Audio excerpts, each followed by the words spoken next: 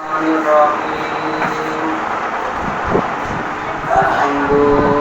لله رب العالمين والصلاة والسلام على أشرف الخلائق أجمعين الرسول النبي المرسل المدني مبتدئ الاتهامي السيد البري السراج المضيء كوكب الدر سالم اللقاء والسكينة المدفون بعبد المدينة العبد المغيب والرسول المصطفى أمجد المحمود الأحمد حبيب إلهي العالمين القاسم المصطفى محمد اللهم صل على محمد وآل محمد وعلى الطيبين الطاهرين المعصومين المنتقدين المنتجبين واللعنة الدائمة على أعدائهم أجمعين أما بعد فقد قال الله تعالى في القرآن الكريم وهو أصدق الصادقين وقوله الحق بالحق بسم الله الرحمن الرحيم أن تحضر بيتي للتائبين والعاكفين والركع السجود صلاة اللهم صل على محمد وآل محمد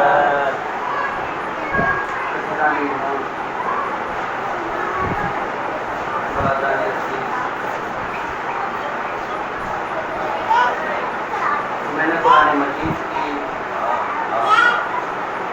رسالت شریفہ کو پڑھنے کا شرف آپ کے سامنے حاصل کیا. گزشتہ مجالسوں سے اسی ٹاپک پر اس عنوان پر آپ لوگوں کی خدمت میں پیغام رسائی کی جا رہی ہے. قرآن عالم کا ارشاد گرامی سورہ بقرہ آیت نمبر 125 میں ہے انت حرابیتی للتائبین والعاکفین والرکع السجود.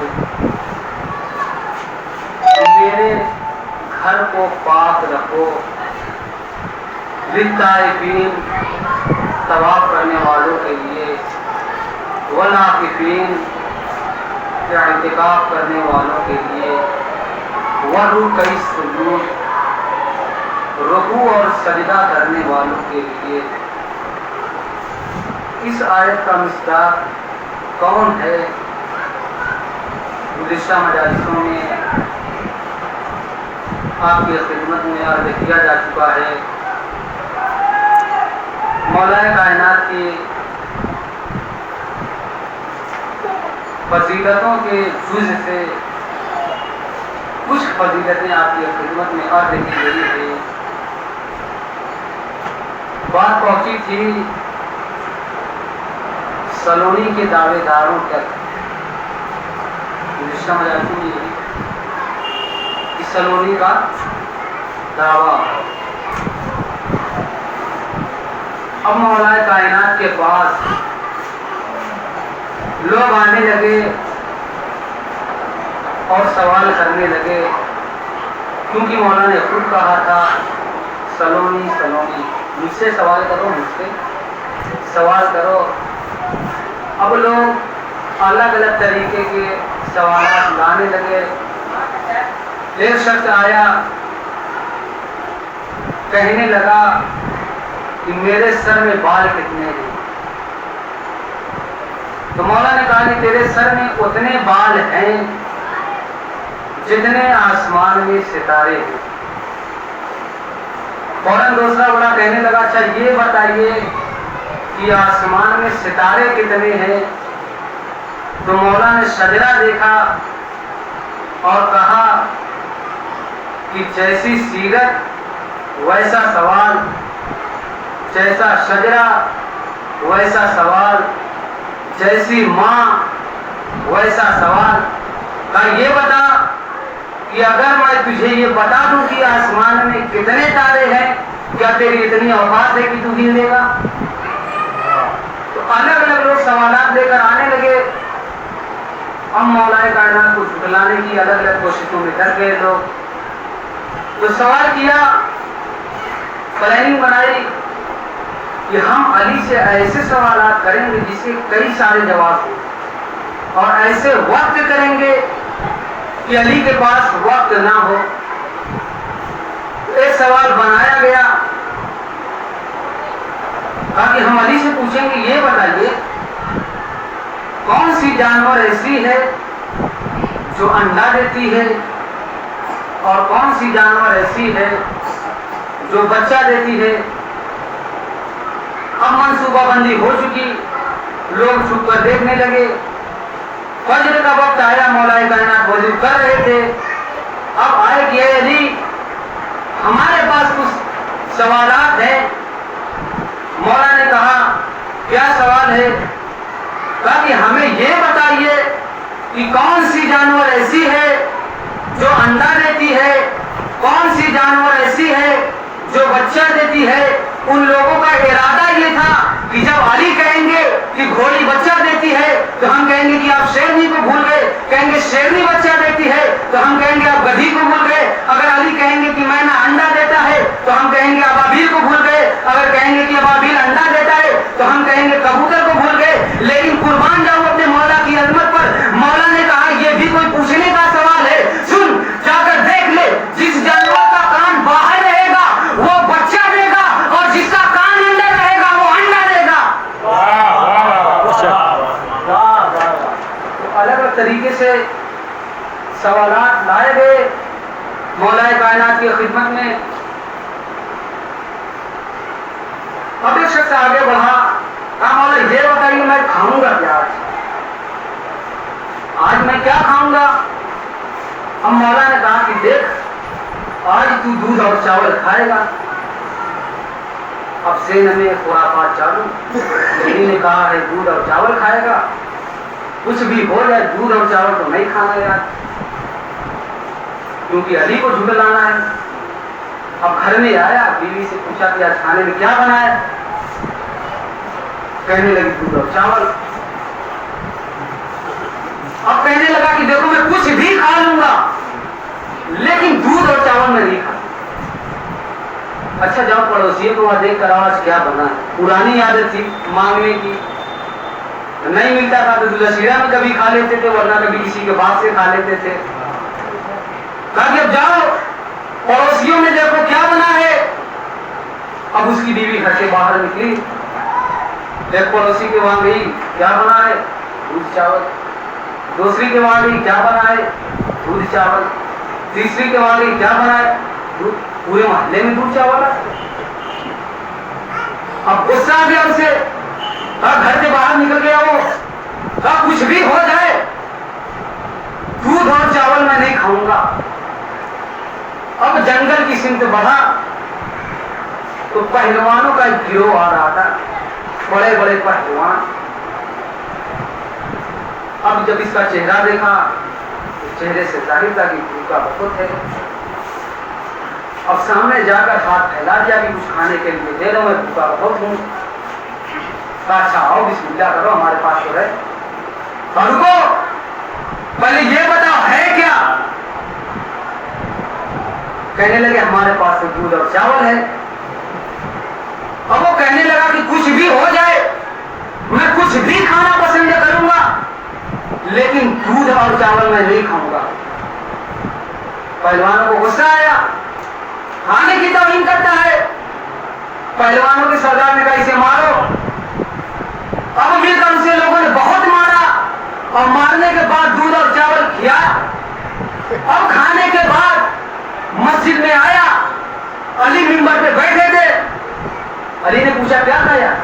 علی میں نے دودھ چاول نہیں کھایا، میں نے دودھ علی نے کہا اگر میرے کہنے پر تو دودھ اور چاول کھا لیتا تو جنگل میں ان پہلوانوں سے مار نہیں کھاتا. اگر میرے کہنے سے دودھ اور چاول کھا لیتا تو جنگل میں پہلوانوں سے مار نہیں کھاتا. اب ترکیب میں لگے ہیں کس طرح علی کو لایا جائے. لانا ضروری ہے. بہت سوچا کوئی جواب نہیں ملا. اب پرانی عادت کی طرف پلٹے. جب بھی کوئی مسئلہ حل نہیں ہوتا تھا یہودیوں کے پاس مدد مانگنے کے لیے چلے جاتے تھے. اور آج بھی یہی طریقہ ہے. کام نہیں بنتا ہے امریکہ والے کے سامنے ہاتھ پھیلا دیتے ہیں. اب کہا یہودیوں کے علماء کے پاس گئے. جانے کے بعد کہنے لگے کہ ہماری مدد کیجیے, ہم بہت مشکل میں ہیں. ایسے سوالات بنائیں گے جس کا علی کے پاس کوئی جواب نہ ہو. اچھا ٹھیک ہے وقت دے لو. ایک دن جس کا کوئی تیسرا نہیں وہ ایک کیا ہے, جس کا کوئی دوسرا نہیں وہ دو کیا ہے, جس کا کوئی تیسرا نہیں وہ تین کیا ہے, جس کا کوئی چوتھا نہیں وہ چار کیا ہے, جس کا کوئی پانچواں نہیں وہ پانچ کیا ہے, جس کا کوئی چھٹا نہیں وہ چھ کیا ہے, جس کا کوئی ساتواں نہیں وہ سات کیا ہے, جس کا کوئی آٹھواں نہیں وہ آٹھ کیا ہے, جس کا کوئی نواں نہیں وہ نو کیا ہے, جس کا کوئی دسواں نہیں وہ دس کیا ہے, جس کا کوئی گیارہواں نہیں وہ گیارہ کیا ہے, جس کا کوئی بارہواں نہیں. اب سوال سننے کے بعد بڑے خوش ہو گئے. ہاں اب علی جواب نہیں دے پائیں گے, اب جھٹلانے میں ہم کامیاب ہو جائیں گے. چلو علی کے پاس چلتے ہیں. جلدی آئے علی کے پاس. آئے علی ہمارے پاس 12 سوال ہیں. اگر آپ نے جواب دے دیا تو ہم آپ کے خدا کی وحدانیت کا اقرار کریں گے, آپ کے نبی کی نبوت کا اقرار کریں گے, آپ کی امامت کا اقرار کریں گے. اچھا سوال کرو. خالی ہمارے پاس 12 سوال ہیں. کہا پوچھو جو پوچھنا ہے.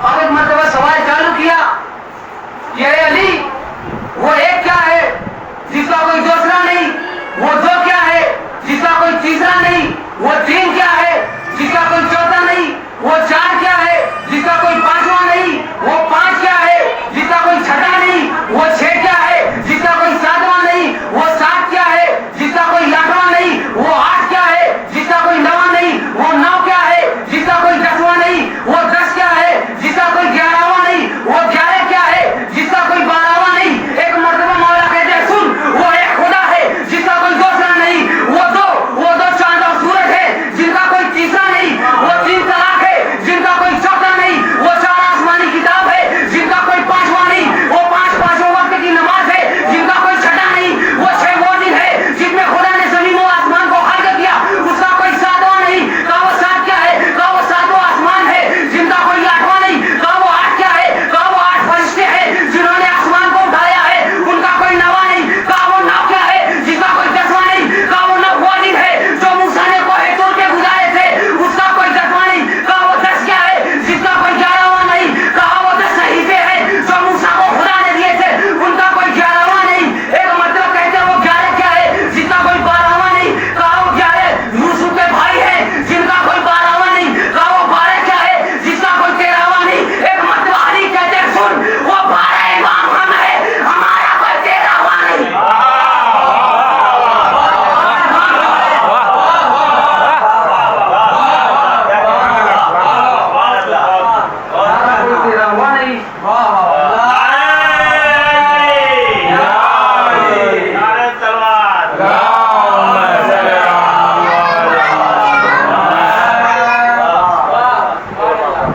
اب ہر طریقے سے ناکام کرے کیا, علی ہر بات کا جواب دے دیتے ہیں.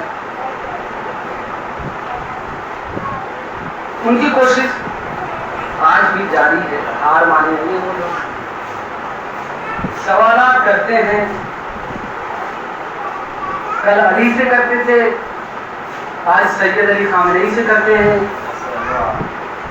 اپنی فطرت سے باز نہیں آ. فرق صرف اتنا تھا, کل علی اکیلے تھے اور 3 سید علی خامنئی اکیلا ہے، اور آج بھی چین ہے، امریکہ ہے، آل سعود ہے، اور اسرائیل والے ہر وقت اپنی کوششوں میں لگے رہتے ہیں کہ مسلمانوں کو شکست دی جائے، مسلمانوں کو ختم کیا جائے. لیکن کیسے ختم ہو سکتی ہے وہ قوم جس کا نگہبان خدا ہو؟ کیونکہ خداوند عالم نے ارشاد فرمایا ہے فاذکرونی اذکرکم، تم میرا ذکر کرو اور میں تمہارا ذکر کروں گا. تو عزیزان ایمان، اب مولا کائنات کی زندگی میں جو ہے لوگ سوالات لاتے رہے، مولا جواب دیتے رہے. اس کے بعد جو میں نے آیت پڑھی ہے انت خرابیتی للطائفین والعاکفین والرکع السجود، کہ میرے گھر کو پاک رکھو طواف کرنے والوں کے لیے، رکوع کرنے والوں کے لیے، سجدہ کرنے والوں کے لیے اور اعتکاف کرنے والوں کے لیے. گھر کو پاک رکھوایا، سمجھ میں آیا پاک رکھوایا. خدا بھی تو پاک رکھ سکتا تھا، لیکن کیوں جناب ابراہیم سے کہا میں نے اتنے لوگوں کو خلق کس لیے کیا؟ میں نے جن و انس کو نہیں خلق کیا سوائے اس کے کہ وہ میری عبادت کرے. تو اب گھر کو پاک رکھوایا اور اہل بیت کے لیے آیت نازل کی انما یرید اللہ لیذھب عنکم الرجس اہل البیت ویطہرکم تطہیرا. رجس کہتے ہیں نجاست کو، گندگی کو. 3 لفظ ہے، رے جیم سین، رجس. خدا نے کہا یا میرے اہل بیت، میں تمہیں ہمیشہ 3 سے دور رکھوں گا. جب یہ 3 اکٹھا ہوتے ہیں تو دنیا کی ہر گندگی میں سما جاتی ہے، دنیا کی ہر پلیدگی اس کے اندر آ جاتی ہے. میں تمہیں ان 3 سے محفوظ رکھوں گا. یہ کون کہہ رہا ہے؟ یہ وہ خدا کہہ رہا ہے جس نے آدم کو خلق کیا، موسیٰ کو خلق کیا، عیسیٰ کو خلق کیا اور ہمارے آخری نبی تک کو خلق کیا. جتنے نبی آئے انہوں نے کیا کہا؟ ایک پیغام، ڈرو قیامت قریب ہے. آدم آئے قیامت قریب ہے، نوح آئے قیامت قریب آئے، موسیٰ آئے قیامت قریب ہے، عیسیٰ آئے قیامت جتنے انبیاء آئے سب نے کہا قیامت قریب ہے. یہ بتائیے قیامت آئی بھیتر؟ قیامت آئی نہیں آئی؟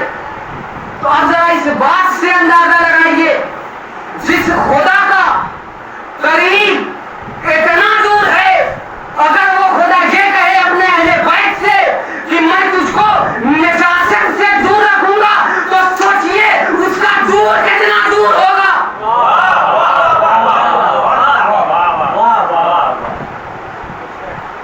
اہل بیت ہم نجاست سے دور رکھیں گے اور اس قدر پاک و پاکیزہ رکھا کہ آج تک کوئی نجس انسان نہیں جا سکا. ایک واقعہ ہے بہت فیمس ہے کہ ایک شرابی تھا, بہت شراب پیتا تھا اور بہت زیادہ مالدار تھا. اس سے کسی نے کہا کہ اہل بیت کے قریب نجاست چیز نہیں جا سکتی, نجس چیز نہیں جا سکتی. اچھا میں لے کر جاؤں گا. اب ایک سونے کی سکہ دیا, ایک کتے کو اس میں باندھ دیا, لے کر چلا. ایک ہاتھ میں کتے کی سکڑی, ایک ہاتھ میں شراب کی بوتل. اب لینے کے بعد امام کے روضے پر جانا چاہا. اب جیسے ہی روضے پر دیکھا, گھسیٹ رہا تھا, دور لگ رہا تھا, کتا نہیں آ رہا تھا. اچانک اس کی سکڑی ہلکی ہو گئی, وزن کم ہو گیا. کیا دیکھتا کتا تو ہے ہی نہیں. اب کتا کہاں گیا؟ کوئی بات نہیں, کتا نہیں تو شراب ہے. اب نہ کتا ہے نہ شراب ہے. ایک مرتبہ امام کے روضے پہ گیا اور کہا کہ اے امام مجھے معاف کر دیجئے, میں نے اتنی بڑی غلطی کی. خدا نے ارشاد فرمایا انما یرید اللہ لیذھب عنکم الرجس اہل البیت ویطہرکم تطہیرا. یہ کسی ملا کا قول نہیں ہے, یہ کسی ملا کا قول نہیں ہے جو آج کہتا ہے اور کل بدل جاتا ہے. یہ خدا کا قول ہے. خدا نے کہہ دیا کہ میں اپنے اہل بیت کو پاک رکھوں گا. تو قیامت تک کسی یزید کی, کسی ملا کی اتنی اوقات نہیں ہے جو اہل بیت کو نجیس کر سکے. عزیزان ایمان, اہل بیت کو اس قدر پاک و پاکیزہ رکھا گیا